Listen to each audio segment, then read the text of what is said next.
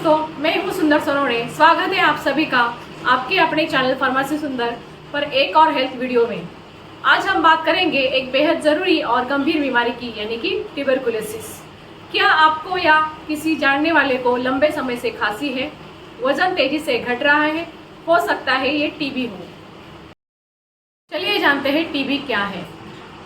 Tuberculosis एक संक्रामक रोग है जो माइकोबैक्टीरियम ट्यूबरकुलोसिस बैक्टीरिया से होता है।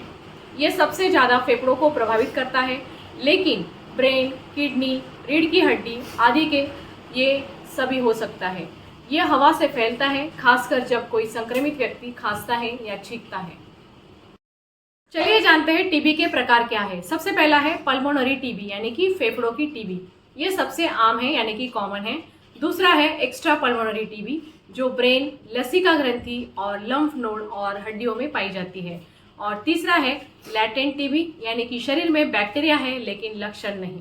चौथा है ड्रग रेसिस्टेंट टीबी, यानी कि एमडीआर टीबी और एक्सडीआर टीबी, दवा से असर नहीं होता।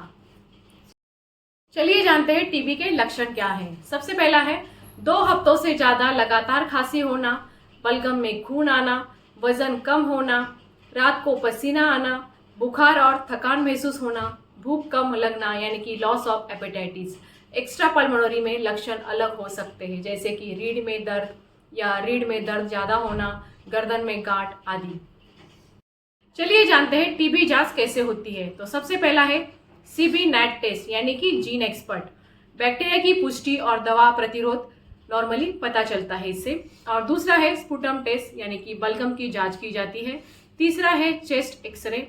चौथा है मॉन्टॉक्स टेस्ट, यानी कि स्किन की टेस्ट की जाती है। और पांचवा है ब्लड टेस्ट, यानी कि ईएसआर या सीबीसी, यानी कि कंप्लीट ब्लड काउंट किया जाता है। 6 है सीटी स्कैन या एमआरआई किया जाता है अगर टीबी ब्रेन या रीढ़ में हो तो। चलिए जानते हैं इलाज और दवाइयों के बारे में। मुख्य दवाइयाँ नॉर्मली 6 महीनों में कोर्स दिया जाता है। सबसे पहला आता है आइसोनियाजाइड, जिसे INHP कहा जाता है। दूसरा है रिफाम्पिसिन, यानी कि RIF कहा जाता है। और तीसरा होता है पायराजिनामाइड, यानी कि FPZA भी कहा जाता है उसे। चौथा है इथाम्बुटाल, यानी कि EMB। डॉट्स यानी कि directly observe treatment short course कहा जाता है उसे। प्रोग्राम के तहत मुफ्त दवाइयाँ नॉर्मली मुफ्त दवाइयाँ मिलती हैं। हर दिन सही समय पर दवा लेना अनिवार्य होता है, नहीं तो टीबी फिर से आ सकता है या हो सकता है, या MDR टीबी बन सकता है। चलिए जानते हैं सपोर्टिव दवाई के बारे में। पहला है पायरिडॉक्सिन, यानी कि B6, जिसे विटामिन B6 भी कहा जाता है। आइसोनियाजाइड से होने वाले साइड इफेक्ट्स को कम करने के लिए पायरिडॉक्सिन दी जाती है। और दूसरा है लीवर एंजाइम्स मॉनिटर करने की जरूरत होती है नॉर्मली। हेपेटोटॉक्सिसिटी का जब खतरा होता है तो नॉर्मली लीवर एंजाइम मॉनिटर करने की बहुत ज़्यादा ज़रूरत होती है। और तीसरा है मल्टीविटामिन सपोर्ट। चलिए जानते हैं सावधानियां और रोकथाम के बारे में। सबसे पहला है टीबी का पूरा कोर्स करना बहुत ज़रूरी होता है। दूसरा है अधूरी दवा, यानी कि बीमारी दोबारा। घर में टीबी मरीज है तो मास्क पहने, वेंटिलेशन अच्छा रखें, पोषण का ध्यान रखें, जैसे कि प्रोटीन और विटामिन खाने में लेने चाहिए डेली। बच्चों को BCG वैक्सीन जरूर दिलवाएं। टीबी मरीज को अलग बर्तन, टॉवेल आदि दे दें। चलिए जानते हैं घरेलू उपाय के बारे में। घरेलू उपाय इलाज का विकल्प नहीं है, केवल पूरक है। सबसे पहले जानते हैं तुलसी और शहद का सेवन क्यों जरूरी है। तुलसी और शहद का सेवन करेंगे तो रोग प्रतिरोधक शक्ति बढ़ाने में मदद करते हैं। दूसरा है हल्दी वाला दूध, जिसे गोल्डन मिल्क भी कहा जाता है। ये एंटी इंफ्लेमेटरी का काम करता है, यानी दर्द सूजन में भी काम करता है। उसके साथ साथ सर्दी खांसी के लिए भी बहुत अच्छा होता है और रात को अच्छे से नींद भी आती है। इसके लिए हमें डेली हल्दी वाला दूध लेना चाहिए। तीसरा है अदरक और लहसुन का सेवन। अदरक और लहसुन का सेवन करेंगे तो बलगम निकालने में सहायक हो जाती है। और चौथा है हाई प्रोटीन डाइट। नॉर्मली अंडा हमें सुबह नाश्ते के साथ 2 उबाल के अंडे लेने चाहिए। दूध या दूध के पदार्थ, यानी कि डेयरी प्रोडक्ट्स का खाने में इस्तेमाल करना चाहिए। मूंग दाल या नॉर्मली कई प्रकार की दालें जो मार्केट में मिलती है उसका खाने में हमें इस्तेमाल करना चाहिए। और पनीर, ये सारी चीज़ें हम खाने में इस्तेमाल करेंगे, यानी कि हाई प्रोटीन डाइट फॉलो करेंगे तो टीबी जल्द से जल्द हम रिकवरी मिल सकती है। चलिए जानते हैं कई सारे सवालों के जवाब। तो सबसे पहला सवाल है क्या टीबी छूने से फैलता है।